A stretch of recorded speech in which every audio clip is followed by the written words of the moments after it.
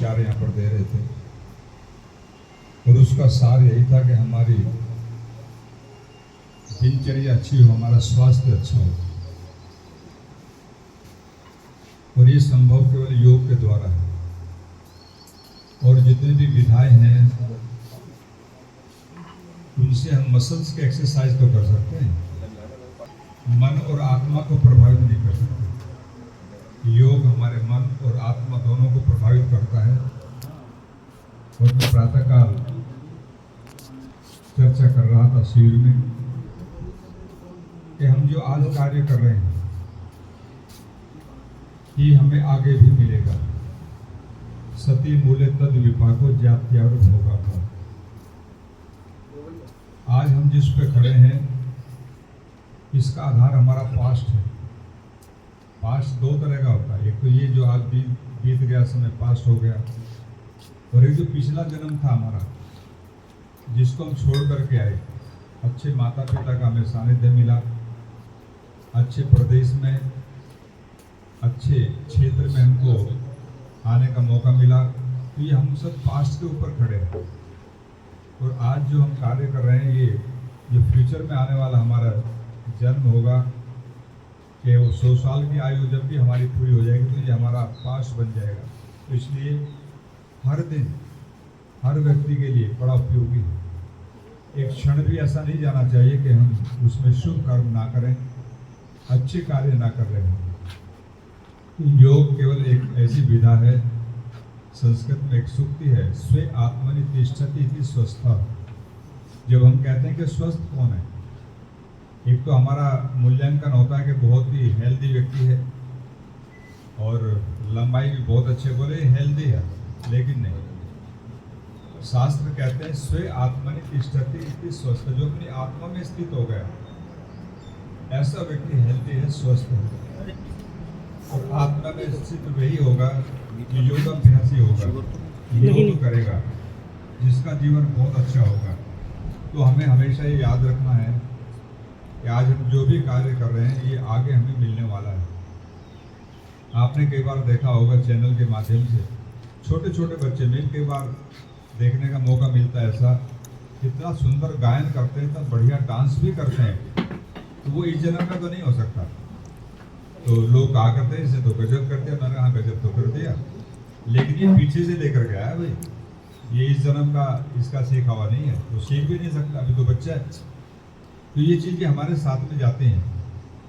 तो इसलिए हमें हर समय हर क्षण सजग रहना चाहिए कि हमसे कोई भी गलती ना हो जाए, और गलती हो जाए तो उसमें पश्चाताप करो, अपने आप को दंड दो। हमारी एक मान्यता है कि हम दूसरे को तो दंड देना चाहते हैं लेकिन स्वयं अपने आप को नहीं देते। तो दंड के रूप में हम क्या करें, यदि हमसे कोई असत्य भाषण हुआ, किसी का अहित हमने कर दिया, तो भाई एक दिन भोजन नहीं करेंगे, हम 2 दिन इस चीज़ का सेवन नहीं करेंगे। उससे हम अपने आप को पनिशमेंट देंगे, तो हमारे जीवन में फिर सुधार आएगा। और जब सुधार आएगा तो निश्चित जैसा ये जीवन हमारा है ऐसा ही जीवन, इससे उत्तरोत्तर अच्छा जीवन हमें आगे भी मिलेगा। तो ये लिंक्ड है, लेकिन लोग इसको समझ नहीं पाते। चंद लाभ के लिए परिवार का, समाज का या देश की हानि करते रहते हैं। तो मैं समझता हूँ ये हमारे लिए बहुत उपयोगी है कि हम अपने आप को जानें। और ये जीवन हमें पहली बार नहीं मिला, इससे पहले लाखों बार हम जन्म ले चुके, फिर मृत्यु को प्राप्त कर चुके।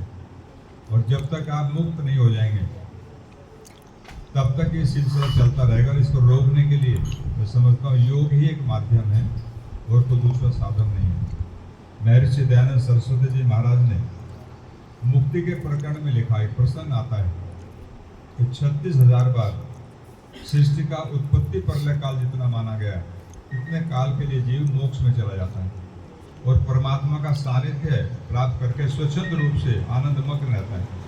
तो वो आनंद हमको भी मिले और हम परमात्मा का सानिध्य प्राप्त करें, लेकिन वो संभव है योग के द्वारा।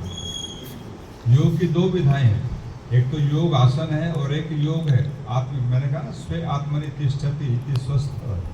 जो अपने आत्मा में स्थित हो गया, तो ये योग है। और एक जो हम करते हैं डेली, इसमें भी कुछ आध्यात्मिकता की हम पुट देना चाहते हैं, क्योंकि लोग आध्यात्मिक नहीं बनना चाहते, जो आपको मिलते हैं ना, वो कहते हैं शरीर को स्वस्थ कर दो हमारे, खूब खाएं पिए और मस्ती से रहें, जो हमारे पास धन है उसका उपयोग करें। वो तो ठीक है, लेकिन जब तक हम आध्यात्मिक दृष्टि से आगे नहीं बढ़ेंगे तो मैं समझता हूँ हमारा योग अधूरा है। महर्षि पतंजलि ने जो अष्टांग योग की बात की है, यम नियम आसन प्राणायाम प्रत्याहार धारणा ध्यान समाधि, तो आसन तो तीसरा स्टेप है, यम नियम आसन, उससे पहले तो 2 स्टेप है, और 2 स्टेप जो है उसके बिना व्यक्ति आगे नहीं बढ़ सकता। अहिंसा सत्य अस्त्य ब्रह्मचर्य अपरिग्रह यमा, शौच संतोष तप स्वाध्याय ईश्वर प्रणिधान, ये योग की पृष्ठभूमि है, यहाँ से योग प्रारंभ होता है। तो मैं तो कहा करता हूँ, अगर आप इतने गूढ़ चीज़ को नहीं जान रहे तो इतना तो जान ही सकते हो कि हम किसी का अहित ना करें, किसी के बारे में गलत ना सोचें, गलत करने की बात ना करें, तो यहाँ से भी हमारा उत्थान होगा। और नहीं तो फिर जो मानव का चोला आपको मिला है, यदि हमने इसका सम्मान नहीं किया, सम्मान का अर्थ है मानवता को नहीं जिया, तो फिर हमारा पतन होगा। और पतन होने के बाद में जो पशु पक्षी कीट पतंग की योनियाँ हैं उसमें हमको जाना पड़ेगा।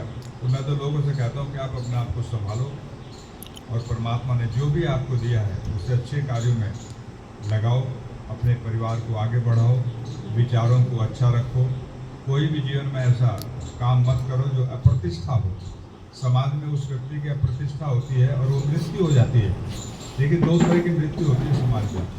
एक तो जब समाज किसी व्यक्ति को नकार देता है, दूसरा हम कहते हैं सामाजिक मृत्यु, और ये बड़ी खतरनाक होती है, क्योंकि समाज के बीच में रह कर के जीना और अपने आप को संभाल के रखना एक बहुत बड़ी बात है।